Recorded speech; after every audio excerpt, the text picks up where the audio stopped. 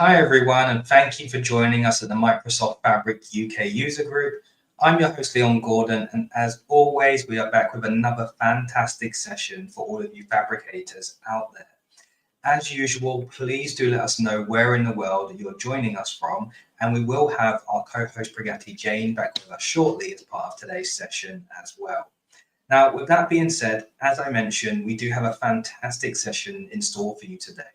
We're going to take a look at can Fabric Materialized Lake Views deliver low-effort data engineering with no other than our fellow UK-based Microsoft MVP, Andy Cutler. Andy, let's bring you in. Great to see you again, my friend. Hello, thank you, Leon. Thank you for inviting me back. It's always great to be on here. No problem at all. As we get quite close to the Christmas spirit, have you got much planned over the festive season? Is it too early to ask? How are we approaching this? Do you know what? It always sneaks up on me. All of a sudden, it is the end of November. The high watermark for me is my birthday. Right, my birthday's last week, so I never really think about Christmas until after my birthday, right? And now I can think about Christmas. So there's ideas about presents for the kids circulating around. I will eat my first mince pie on December the 1st. I do wait until then. So at the moment, there's lots of planning. I am going to take the time off between Christmas and New Year. It's a great time to recharge, I think. Also, it's a great time to do a little bit of mental planning for the following year as well. What are you going to be doing in 2026? So it's I like it. I like this time of year because, you know, I can look back at the things that have happened during the year, the highs, the lows, plan for the following year, but also take a bit of stock as well. What about yourself? Absolutely agree. And like I said, for myself, I don't really think about it until Christmas week, to be brutally honest with you. As far as I'm concerned, there's just too much going on. It's too busy at the moment. But like yourself, I will be trying to take some downtime. And I think that what you've mentioned in regards to reflection is absolutely a must have for both ourselves and for everybody else out there as well. Amazing. So with that being said, Andy, let's go ahead and dive straight in. I'll go ahead and share your screen for you, and I'm really looking forward to your session today. Thank you very much. Thank you. Okay, so I think Leon's just shared my screen. I've got the screen over to my right-hand side so I can just see what's going on. Obviously, if there's any problems, Leon or Pragati will jump into the chat. But yes, so I've spoken at the Fabric UK user group before, invited by Leon and Pragati. Always a pleasure. Always a pleasure to come and deliver a session. And yes, we have a Fabric-focused session around a feature that I've been engaged with and using for quite a while now because it mirrors functionality from other platforms and from other products that I also use and also like, which we'll get into now. So this is Microsoft's version of this feature. So this is, can Microsoft Fabric Materialized Lake Views deliver low effort data engineering? Now we're going to come on to the topic of data engineering as we go through the session. You might call me out on something as I explain it. So a little bit about me. So my name is Andy Cutler. That QR code and the link tree is the link tree link. That'll take you to links for my YouTube channel, my blog, and my LinkedIn account as well. Feel free to connect. But I work for myself. So Data High is a boutique Microsoft consultancy based around the Azure cloud data platform and Microsoft Fabric. Now, in terms of community, I blog at serverlesssql.com, and I also have my YouTube channel, which is Andy Cutler Data as well. So it's all things data platform in the cloud, focusing mostly in Azure and predominantly more with Fabric recently.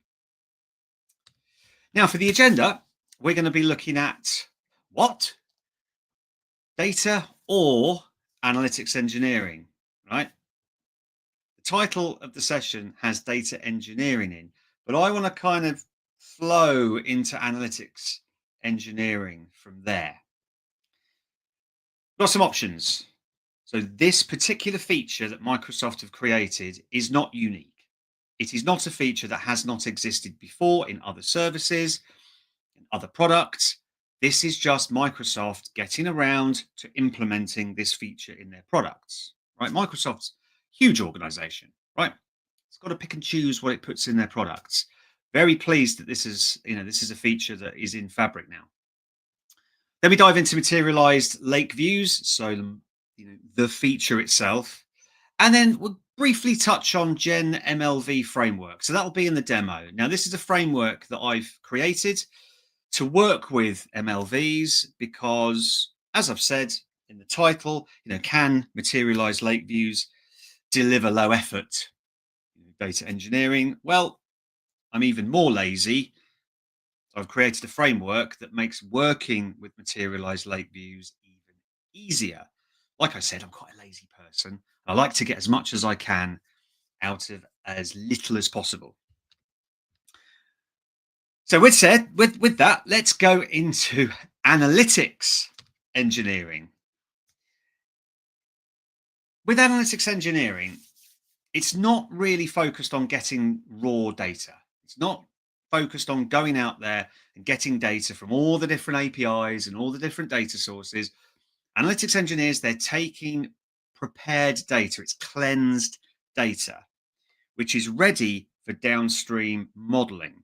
Now, this could be any type of modeling. I'm not favoriting any type of modeling. Personally, that would be dimensional modeling, right? Perhaps an OBT, a one big table for some aggregate downstream. But they're picking up cleansed data and they're transforming that and delivering it for purpose-built business reporting. So raw data and reporting. So two ends of the data flow or the data flow life cycle. So in that middle bit, we've got the cleansed data, the model data, and the semantic model. Now, of course, I'm making this specific to Fabric and Power BI. With that semantic model, that is the business-focused model in which we're building reports from. That could be in Power BI. An analytics engineer could be using some of the semantic modeling techniques in other platforms as well. Tableau. Within some of the other cloud products, there are semantic model features in there. So I'm kind of encompassing it with that. Data engineers are dealing with your raw data on the left-hand side. They are the people that are bringing in and cleansing that data from all of those horrid data sources. Data engineers sweating over APIs and flat files, bringing everything in, deduping, putting business rules and master data, and landing it into trusted data when it gets to cleansed data. So the analytics engineer can work with data that they trust. So what are the attributes of analytics engineering? Yes, you're going to be using languages. Common languages are SQL and Python, right? So when you are querying and loading this data from these data sources, from this cleansed data source, from these areas in which data is being stored, you're going to be writing in a language to go and get that data and process it. Now, I'm not saying it's just SQL or Python. These are just the common ones I see. You always see those articles on LinkedIn. Oh, SQL's dead. No, it isn't. SQL will outlast us all. There's some responsibilities as well in terms of building and maintaining. So they're not just taking some data, munging it all together and just creating a report. Oh, no. They are building and maintaining data loading pipelines to take that cleansed data into a format that's ready for reporting and analytics. And they will work with the business. They will work with the data engineers. They will work with the data analysts. They will work with stakeholders to understand their requirements. There's no point building any of this in a silo because you'll just be delivering data that may not be understood, may not be fit for purpose. They will be working with the business. And if possible, creating documentation. We have tools now. We have LLMs, which help us create documentation so much more easily. But they'll maybe implementing testing dependent on what tools they're using and version control. So there's lots of attributes here in terms of working with the business to understand requirements. There is coding, there is building pipelines, and there is testing and documentation. Now, these attributes have existed before in other roles, and the one that I can think is business intelligence developer, right? So an analytics engineer, to me, just looks like an evolution of a business intelligence developer. Now, as I said, MLVs, and I'm going to use MLV rather than materialized lake views, because at some point I'm going to get the words all mashed up. So I'm going to stick with MLVs. Like I said, it wasn't the first thing that came along. DBT, one of my own personal favorites. And at some stage, I am going to get around to sitting the DBT data, analytics engineering certification, right? Doing really great things. That was created, not even 10 years ago.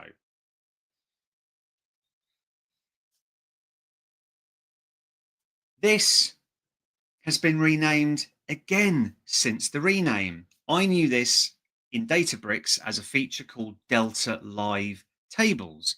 Again, this is a way of flowing data through a loading process. Used to be called Delta Live Tables. Because Databricks have now got additional formats in there, like Iceberg. Now, this is not a session to go into the underlying file formats of the Lakehouse. But of course, Databricks have decided, well, we can't just call this feature Delta Live Tables because it's not just Delta. So they've renamed it to Databricks Lakeflow Declarative Pipelines, although it's now Databricks Spark or Lakeflow Spark Declarative Pipelines. And again, this is a feature similar to DBT in that you are building a process to load data. Now we're going to come on to what these products have in common, i.e. the crux of what these tools do. I want to do the tools first and then the explanation of why you may want to use them. And SQL Mesh. Now I am going to hold my hand up and say that I'm not much of a SQL Mesh aficionado. I haven't used it that much. Lots of discussions out there, especially on Reddit, on the data engineering forum. Some people love DBT and they don't like SQL Mesh. Other people love SQL Mesh and they don't like DBT. That's not for me to decide. I have no skin in the game in saying that DBT is better than SQL Mesh or vice versa. I just haven't used SQL Mesh. But I know it's popular and people like it for doing similar data flows.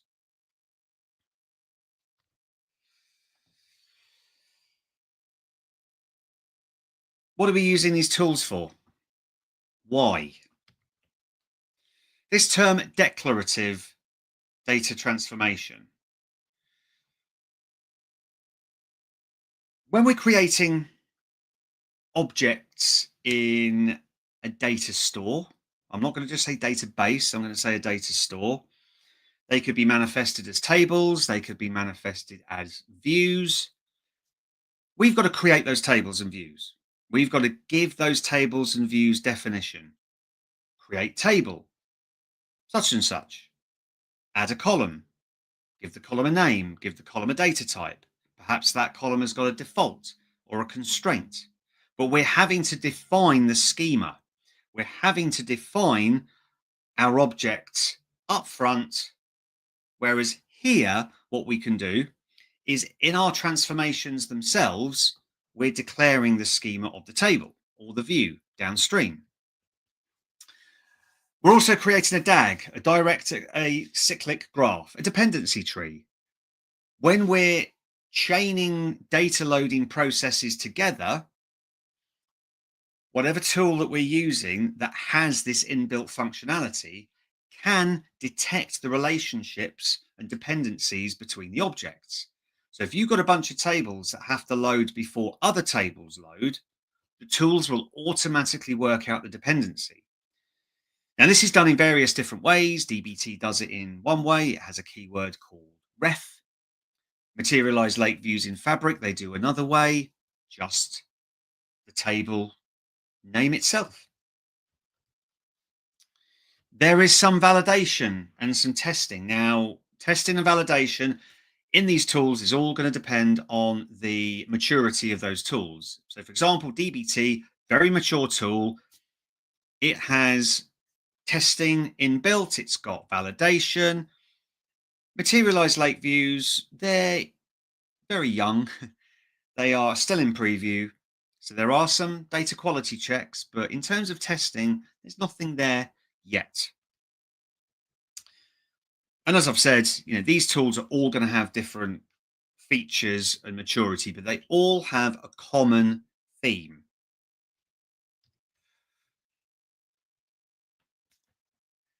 And this screenshot essentially shows you what these declarative tools that have these dependency graphs built into them. When you're defining the creation of, well, a materialized lake view, which essentially manifests itself as a table in a lake house within Fabric, but the definition, i.e. the SQL statement that you're writing to define that, will reference objects. Perhaps downstream MLVs are referencing other MLVs. And what Fabric can do is just build up that dependency and see that, well, that object depends on that object and that object depends on that object. It builds out this structure. And because of that, we can get lineage. We can get visual lineage of what is feeding into what.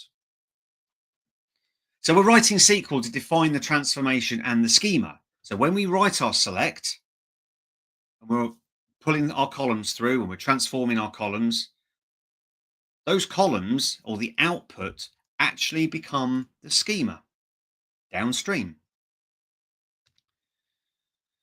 As I said, this object that gets materialized, and I guess the clue is in the name, materialized, is that it's storing the data. It's not a pointer. It's not a shortcut. It's not a view.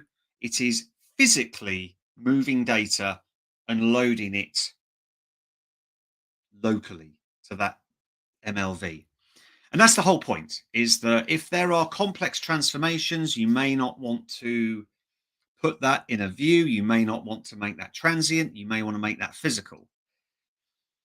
But that complex transformation might depend on other transformations. It might depend on other objects.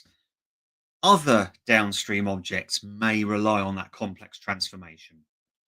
We can put it in an MLV and it's going to sort out all the dependencies and essentially the loading process for us. What needs to load first before others can load? And that's the theory of the DAG. Right, put this dependency together. And this implementation of MLVs within Fabric has some constraints. And these can essentially, rows that fail the constraints can get redirected and will be able to report on those rows. So instead of putting a bunch of filters on your data to try and filter out the bad data, which means you never know whether you've got bad data, you can do it with the constraints. It won't fail. You can set it up to fail if you like, or you can set it up to redirect the row, but you can load and then identify the problems that you have.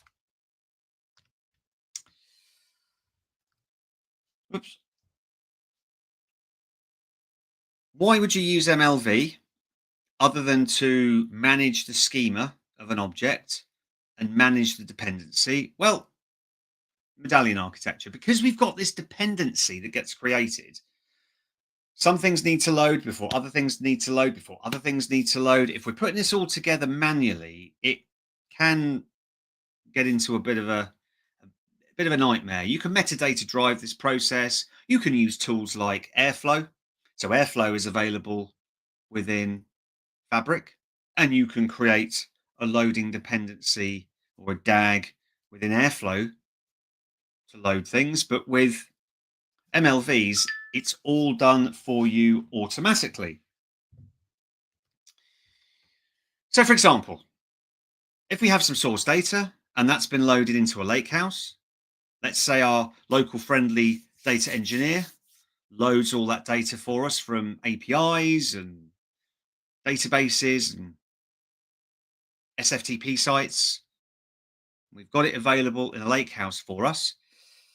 And essentially, we want to transform that data and get it into a state in which we can now start to analyze and report from that data. We use an MLV. We're selecting from the source tables. We're doing that transformation, and then we're inserting into our destination Materialized Lake Views tables. Now, what's recently been added is a feature called optimal refresh. Right? So when MLVs were first introduced, the refresh process was very basic. Right? It would refresh when it detected a change, but it would be a full refresh.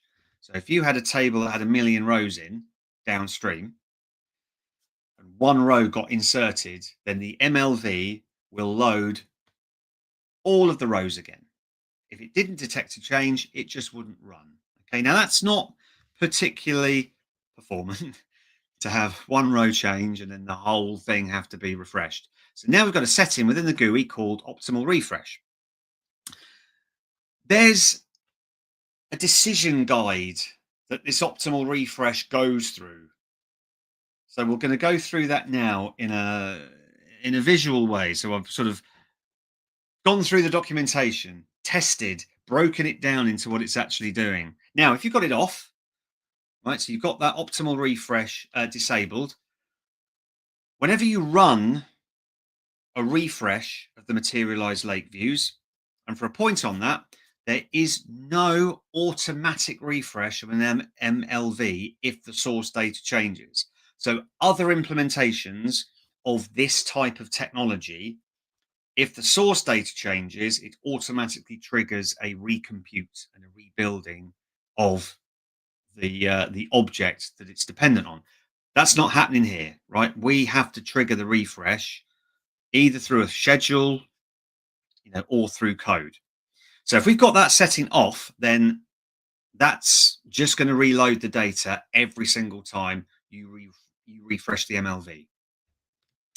However, if we set it on, the first thing we need to check is a property on the source table or the MLV. You can set this property on the MLV. Now, this is a really, really useful property on Delta tables called Enable Change Data Feed, CDF. It's essentially like CDC, Change Data Capture. If you enable this on a table or an MLV, when data changes, inserts, updates, deletes, that change data feed captures those changes. Then you can use that downstream in a loading process, right? So this isn't just for MLVs. This is a standard Delta table feature that you can enable. You do have to enable it yourself. So this isn't something that in MLVs you decide to enable on a table. You'll have to go and enable this on your source tables or your MLVs. So it's a check, right? So if the optimal refresh is on, it checks the enable change data feed. Now, if that's been enabled, it checks if any of the source data has changed. If it hasn't, don't do a refresh. Don't need to do anything. Why bother using compute resources when nothing's changed? If there has been some data changes, then we can trigger an incremental refresh because MLVs will use that change data feed from that source object to get the changes. So we can do an incremental refresh. You don't have to select columns for this. You don't have to select any kind of watermark columns. It's going to be done automatically for you. Now, if you've got that disabled on the table and the source data has changed, well, if no data has changed, there's going to be no refresh, right? Just if it was enabled. However, if the source data has changed, it'll do a full refresh. So it's still doing a full refresh on a source object if any of the data changes. It's just being a little bit more selective. So if certain tables have certain data changes, this is what's going to happen. So a Gen MLV, which is a basic framework that I've created to work with Materialized Lake Views, basically in a way that I quite like working with these declarative processes, I've essentially tried to mimic what DBT is doing.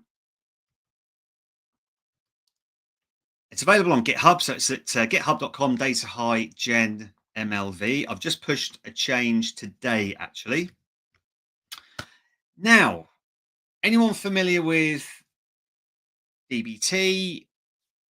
Each of your transformations is stored as a file, as a SQL file, right? So essentially, in your DBT project, you'll create a file with a .SQL extension, and you'll write your transformation. You'll write your select statement, right? Getting it from wherever you're getting it from and doing your transformation.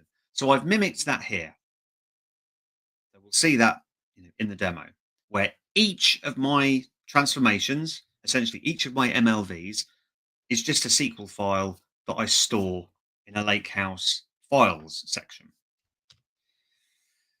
And then there's a notebook with some PySpark code in it that will pick up these SQL files and create the MLVs. Because what we have to do is we have to run create materialized lake view statements on the Lakehouse and define our transformations. Now, you may have a notebook in which you've got several of these MLV definitions defined. I kind of wanted to work more modular with individual transformations in individual files, which is what I've mimicked here.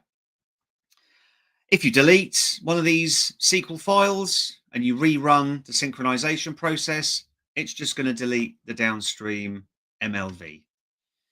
And it's got some metadata, right? So if you change the definition of an MLV in one of these SQL files, if you rerun the synchronization process, it's automatically going to drop and recreate the MLV, which is currently the only way to change the definition of an MLV. Now we're going to jump into a demo, but before we do that, I'm just going to ask my lovely hosts, Leon and Pragati, if there is any questions. Not currently, Andy. All clear to proceed. Brilliant. Thank you very much. All right. So let me bring up. What I'll do is I'm going to get this session started as quickly as possible. And we'll zoom in a little bit. Right. I'm just going to zoom in.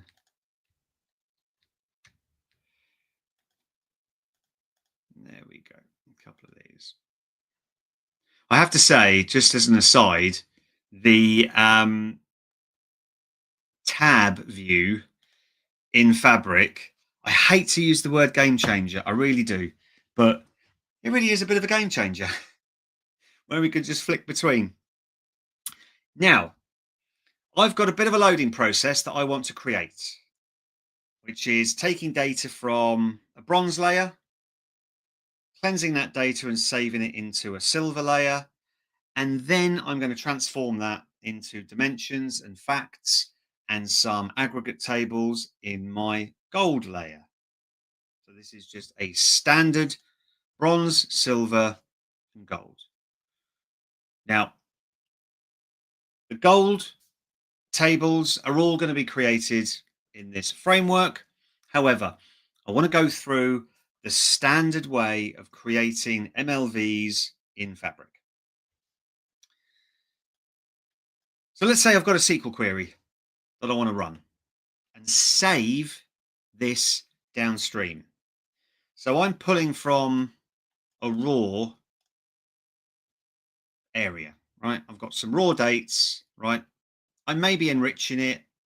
I'm adding a function that transforms the date into a year. I could be doing all sorts of transformations, right? And I can run that SQL query, and I've got some results there. But what if I wanted to materialize that as a table? But every time I run the processing of that table, perhaps the downstream data has never changed. Now with the date dimension, it's probably never going to change unless you're incrementally adding your dates as you go along. I have a lake house with schema enabled, right? So currently MLVs only work in a lake house where schema is enabled. It's still in preview. We need lake houses with schemas to go into general availability as soon as possible, right? But I'll just run this statement here to create these schemas. All right, I'm just going to refresh.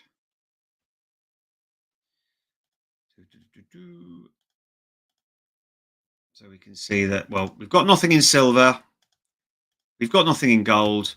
But in my bronze, I've got some raw data. Now, this is just the generic test data that I use. It's a web store. They sell products. They have customers that visit their website.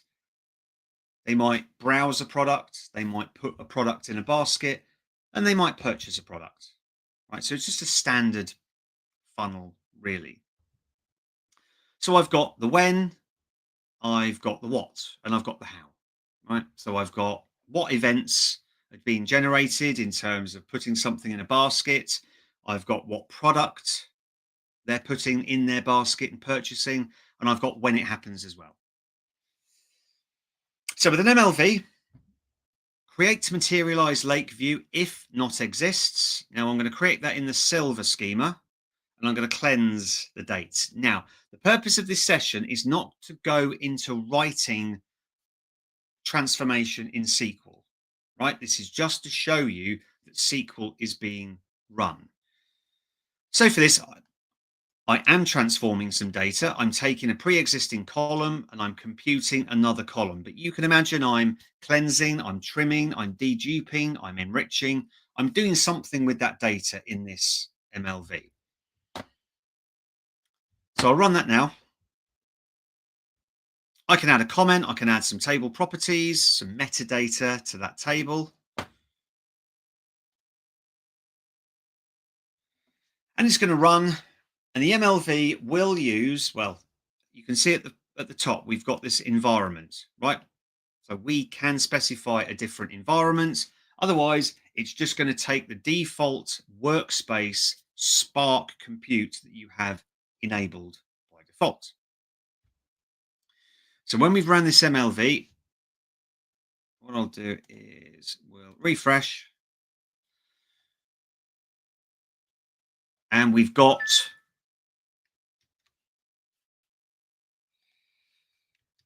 hang on, let me just, I did run zoom it.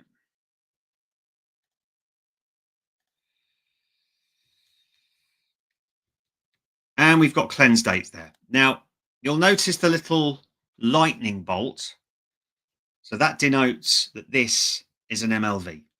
Right? So, I like these little icons. They're quite hard to see, but they tell us what these objects are in our lake house. Now, that's computed this table. It's saved it.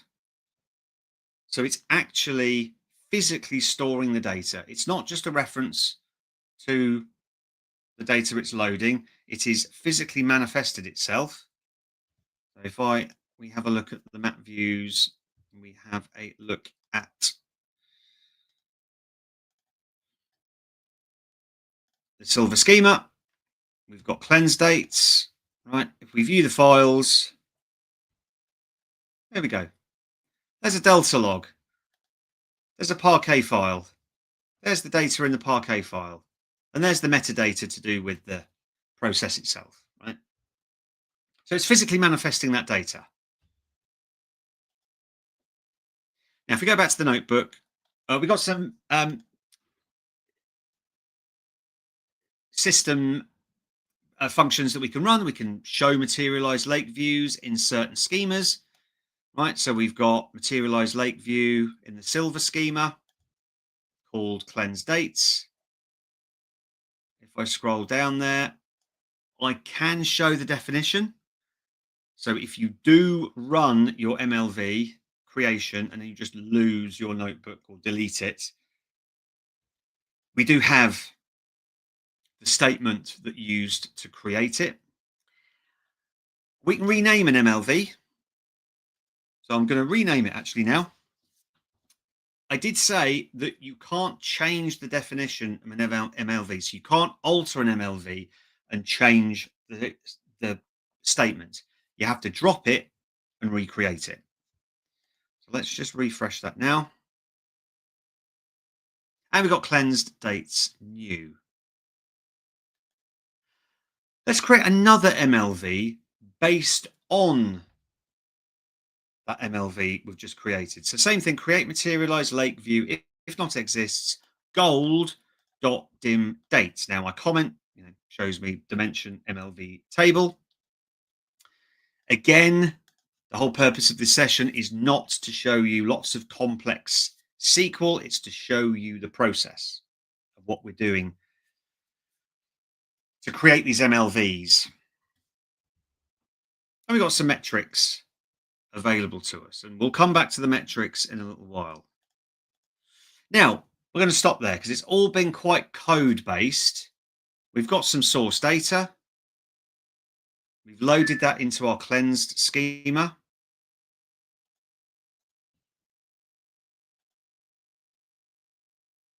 And we can see that we've got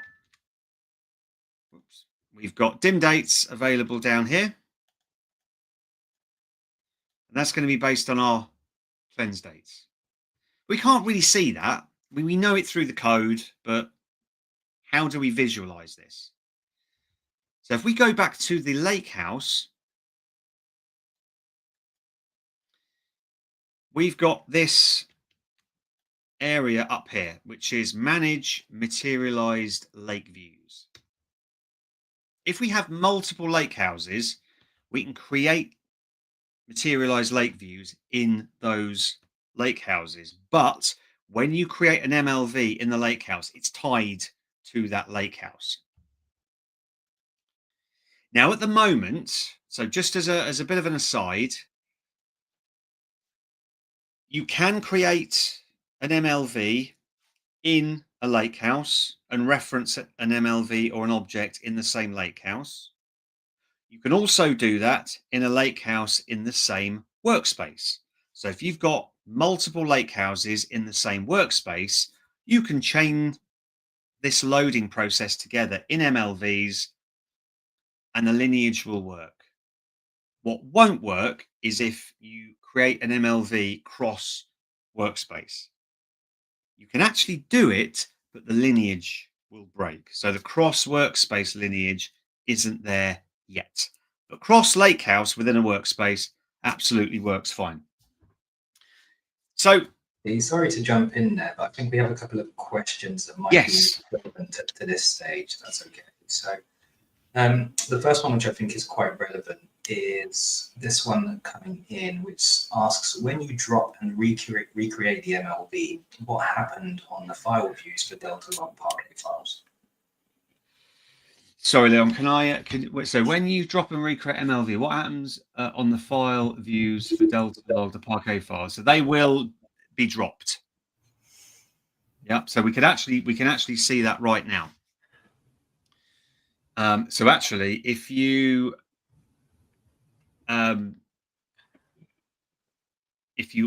sort of hold that thought, when we actually come back to the notebook, we'll then drop the MLV, and then we can go and see what happens under the hood. I can also see another question there around MLV doesn't support non-deterministic functions e.g. current date? What is a solution or a workaround? That is a fantastic question. And you know what? I am waiting for an answer. MLVs do support non-deterministic functions. It's just the refresh process. So I'm hopefully thinking that we're on the same wavelength with that question, right? Is that because of non-deterministic functions can change value every time something is run, how does it detect when something has changed? And if a non-deterministic function is in an MLV, surely that will change its definition. I actually have non-deterministic functions in MLVs, which is, current timestamp,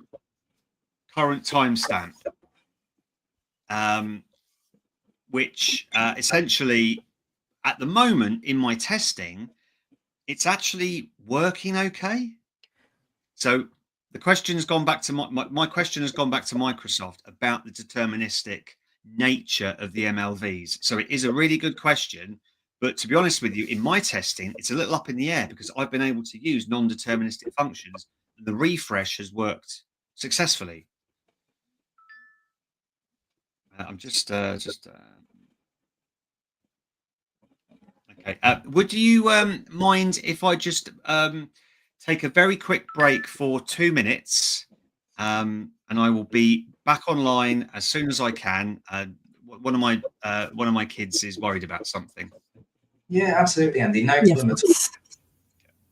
I will just. Perfect. Thank you. So, Pragati, so far, a great session. Yeah. We've had quite. I've not been using materialized views so far, but just looking at what Andy showed today, I was like, I should try them. So maybe the first thing I'm going to try tomorrow. Definitely, and I'd love to hear from some of our community dialing in as well. How far have you gone into utilizing this particular feature within Fabric, or have you just been using some workarounds for the time being as well?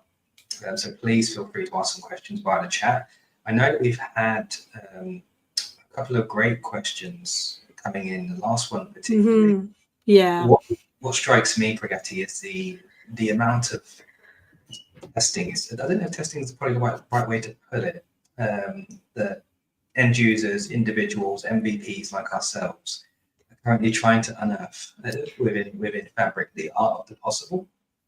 Yeah, and I think what I end up thinking most of the days is like, oh gosh, Fabric just grows so quickly. Like basically, for example, like I was working for obviously it's totally out of this topic, but I was working for a client where we were using this GraphQL capability. But suddenly we entered into certain issues like, okay, it's not refreshing the schemas, why it's not doing this. So it's like you start implementing something for a customer and then you start finding out, okay, is something missing, or you're doing it correctly, or you don't know enough about that certain capability in Fabric. So basically, I mostly ask myself question, do I really know completely about a capability in Fabric? Because it just keeps on growing, right? They keep on bringing new updates. They keep on bringing new changes. And when you go back to Microsoft asks certain questions, they're like, oh, this is like on our, agenda to bring the update soon. And then you start asking question, oh, should I use this while in production for my customer? Because it's not yet ready, right? So yeah, that's mostly been in my mind, like especially when I'm trying to work with some of the new features, capabilities in Fabric. I'm not sure what others in our audience have to say, like how has their experience been working with some of the latest trends or capabilities that's been announced in Fabric. Is it like going smooth for everyone, or they are having a lot many issues like I figure out so many things. Yeah, absolutely. And I think that this could be a whole session in itself, right? The use of preview features against those that have got general availability. Exactly. Yeah. I guess that lots of organizations, especially the type that you work with in your consulting role as well, Pragati, want to be at the bleeding edge of technology. They hear all of these great features. They go to the events, FabCon, Build, Ignite, etc. And that's the whole point of these events, right? To get everybody Yeah. excited, want to utilize these features and functionality. But Yeah. I've also been in environments, and I wouldn't call them legacy environments, but I would Yeah. say less reactive or less bleeding edge environment. For example, if a feature is in public preview, it's deemed not ready to be in a production environment and would have to wait until it gets into GA. Yes, exactly. I mean, putting anything in the production is like it has to be ready, right? Because you just can't, commit things to client. Andy's back. We have him back. Hello. Yeah, sorry about that. So yes, LinkedIn, are there any potentially any performance issues with training MLVs in a medallion architecture? Yes, like any of these processes, this is using Spark Compute, right? So when you're working with all of your transformations, you've still got to be mindful of these transformations. You've still got to be mindful of what you're doing with the data in each of these transformations. Plus, and as I've said, there's this optimal refresh at the top. So you need to be ensuring that when you're chaining your MLVs together, if you're detecting or if you think that certain tables are going to be changing more frequently than others, then that might dictate how you're chaining your MLVs downstream, right? So this doesn't, MLVs, it's not a magic solution for compute performance. We'll be very mindful of that. Okay, so yes, so we've created two we've created our MLVs, and they're kind of based on a flow of data as we go through, so we can actually see the lineage and the dependency of our process, right? So if we click on gold dim dates, then we know that is linked to silver cleanse dates new, which is linked to bronze. If we click on silver cleanse dates, that's going to cleanse dates new because we renamed. Actually, let me refresh that because that should be, yes, there we go. I wondered why the cleanse dates was there, right? So I just needed to refresh the view, right? So in our demo, we've basically put, we created an MLV that is loading data from bronze into silver, and then our dim dates is going into gold. Okay, now that's all fine. So I can, go back to my notebook and I can carry on writing my create MLV statements. But I just want to do something a bit lazy, let's say. All right, so let me drop my existing MLVs that I've created. So the gold and the cleansed. So let's just go and make sure that there's nothing in gold and nothing in silver. Okay. I don't want to cover constraints. So as I said in the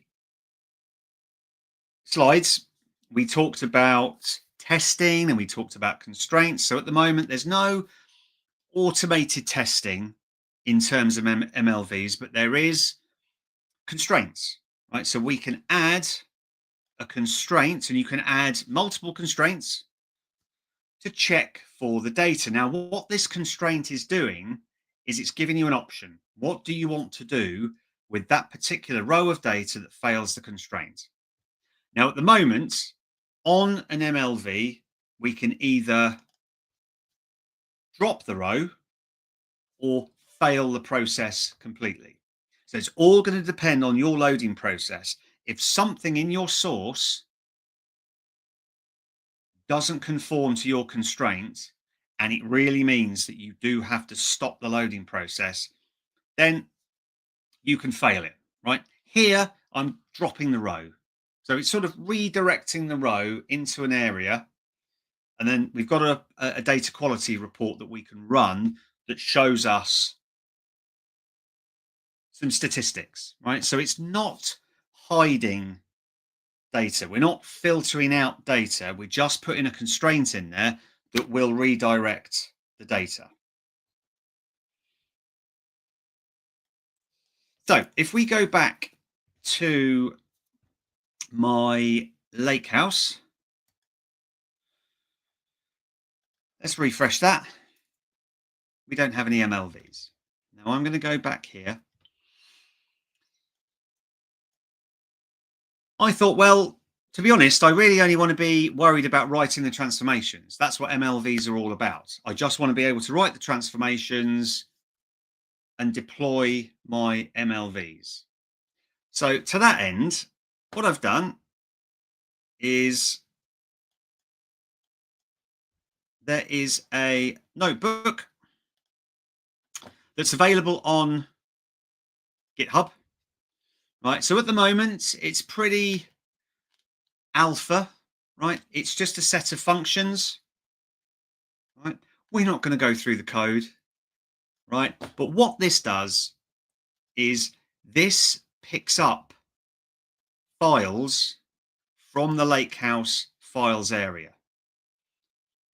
Easiest way is to show you, right? So I've got a folder called MLV, and I've got some folders. Now, I do have to create a folder structure and put the MLVs in my folder structure in the order I want them created in, right? So this is just a process for creating and managing the MLVs. It's not a process for running the load.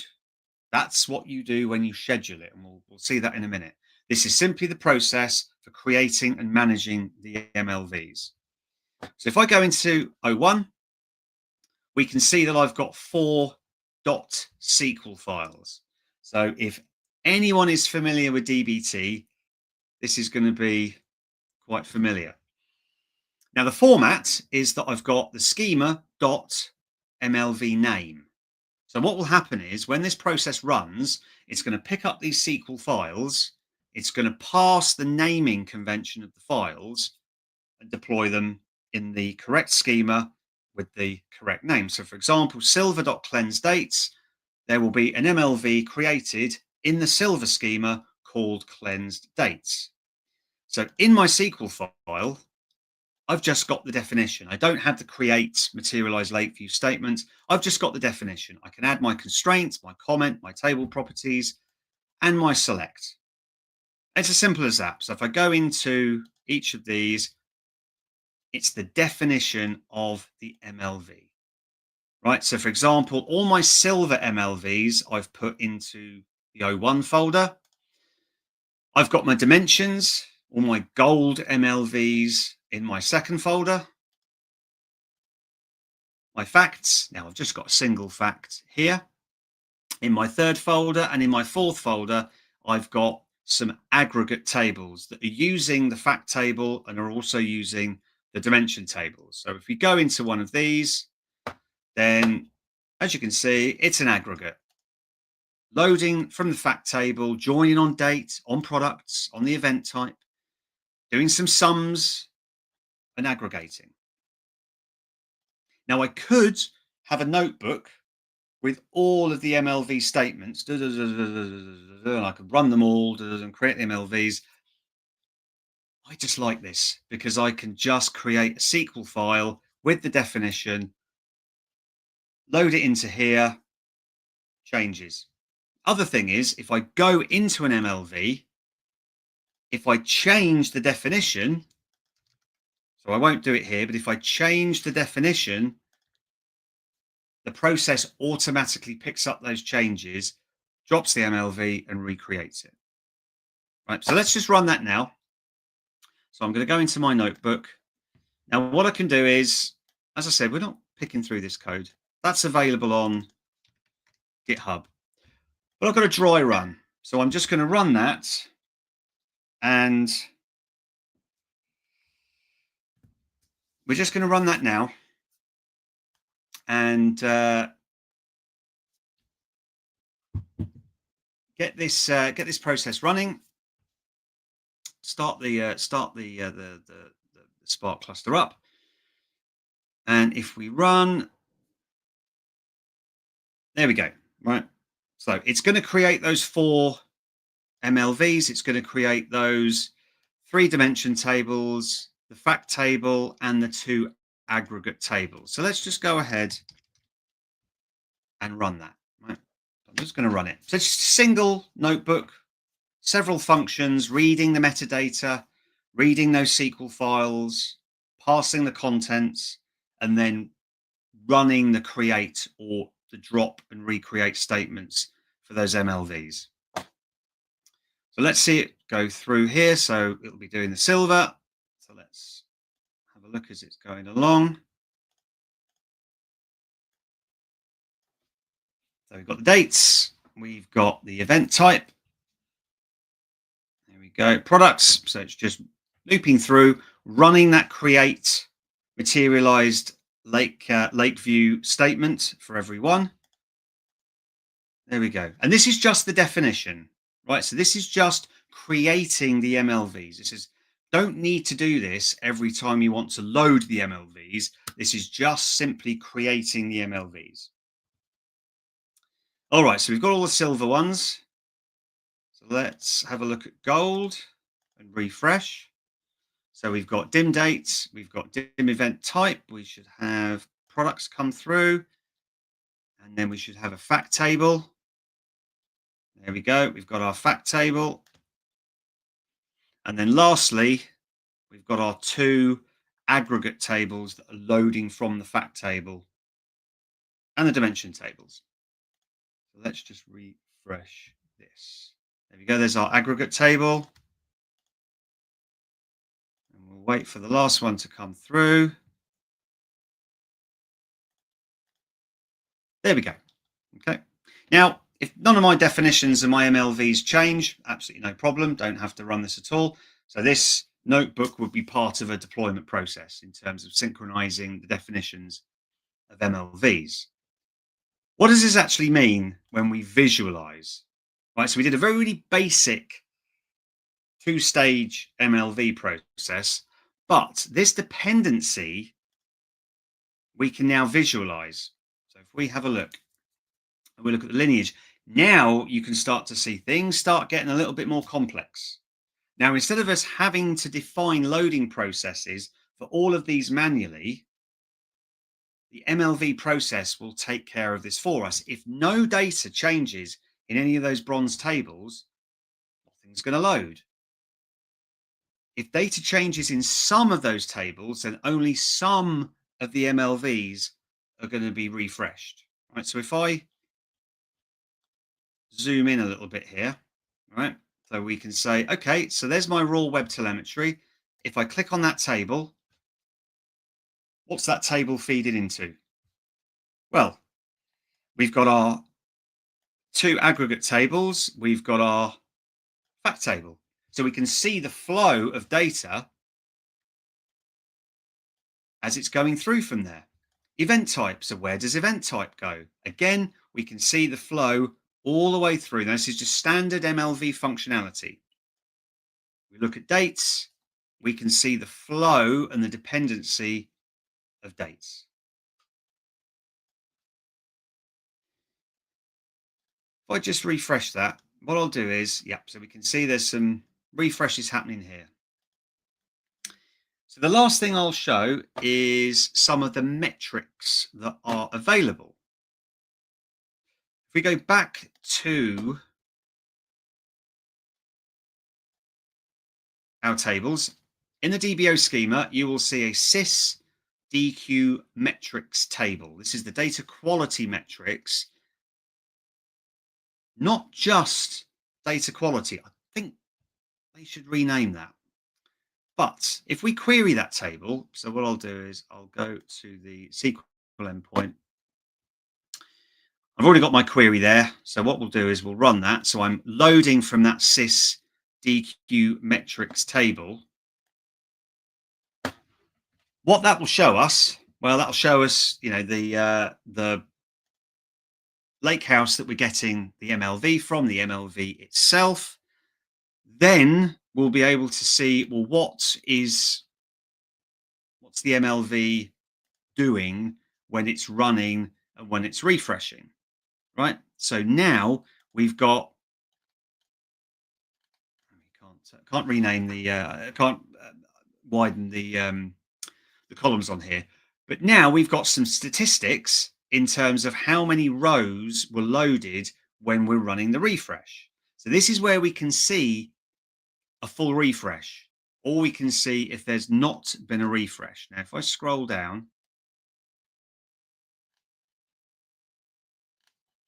then we've got all the different stats in terms of the rows being run, the total violations, i.e. rows that have been routed. So for example, there we go. So we've got 50 rows that have violated the constraint. And we can go and have a look at the data quality report. So let's have a look at the data quality report. So I'll just go back to the workspace itself, open up the report, and this is the last thing we'll do. Now this report is inbuilt. However, there is a semantic model. So you can go in there and build your own report if you like, based on your requirements and filtering requirements. But now we can see the rows written versus the dropped. So we can go in, and now we've got some statistics based on the rows that have been routed rather than loaded in. So this is a great report. Plus, as I said, the data set is available as well to look at.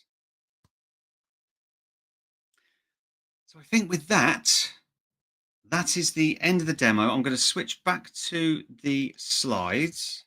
Whoops. And I will say thank you very much for your time. Like I said, that QR code will take you to my link tree. So from there, it's a jumping off point for LinkedIn, for my YouTube, for my blog. Everything's there for you.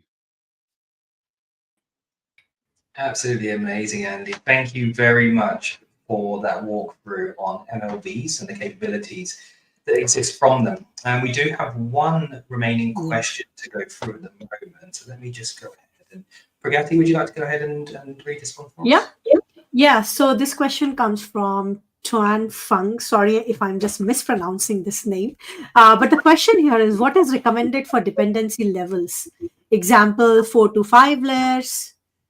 Does this affect cost, latency, detectability of upstream changes, and ease of debugging? Yes, if you've got 2 layers, easy to debug. If you've got 10 layers, a little bit more difficult to debug. So this is all going to depend on the layers of transformation that you're going through. But the other thing is, I've shown you an example in which I'm taking the raw data, I'm cleansing it, I'm actually turning it into dimensions and some aggregate tables as well. So I'm doing a kind of extreme example of the number of layers that you've got, right? In reality, those MLVs, you might be just loading from the cleanse tables.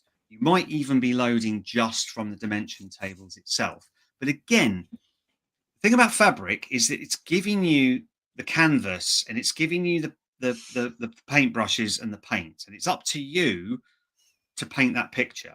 If you want to write it all in SQL, you can use a warehouse, or you can use Spark SQL in a lakehouse. If you feel that, well, actually, I do want to use some of these quality of life features to take the heavy lifting out of what I need to do in terms of dependency tracking, in terms of refreshing, then you can use a feature like MLVs. But yes, you have to be considerate. Do you want to put in a 5 to 6 layer loading process that's really, really, really complex with MLVs? If you are able to do your testing and work out the likelihood of certain data changes, then it's feasible. Would you want to? Probably not, right? So for these MLVs, I mean, at the moment, it's really 2, maybe 3 layers deep. Certainly creating some aggregates, certainly creating data that's used for getting it into a state in which you would use it for semantic modeling. End to end, probably not. But this goes back to these other tools. So DBT, Lakeflow declarative pipelines, they're not end to end in terms of raw data ingestion all the way through to a reporting layer, right? It's for a specific point in the data lifecycle. Fantastic. Thank you Thank very you, much. Andy. Okay, so I think that's all of the questions we have. We have Pallavi that mentioned, thank you very much for the session as well. Thank you very much for attending. And I fully agree. It was a very informative session. And I Yep. think as the data engineering capabilities in Fabric continue to evolve as well, I think it'd be great to have you back. I think this is becoming a bit of a yearly occurrence now. So let's continue on that trend.